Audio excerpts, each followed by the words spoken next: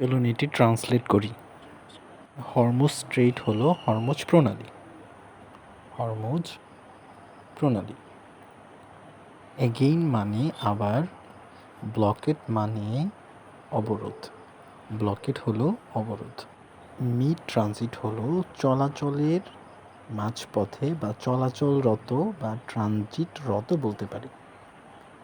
চলাচলরত বা চলাচলের মাঝপথে বা ট্রানজিটরত বলতে পারি।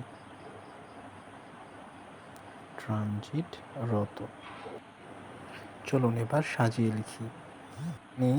তিনটি বিষয় রয়েছে: যুক্তরাষ্ট্রের অবরোধ, হরমুজ প্রণালী বন্ধ এবং মিড ট্রানজিট।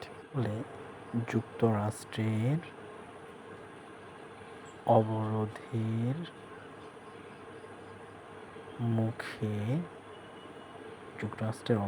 মুখে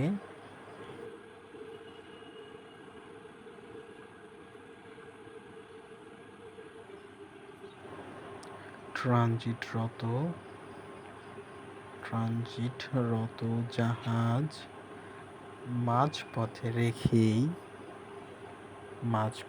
রেখেই আবার হরমুজ প্রণালী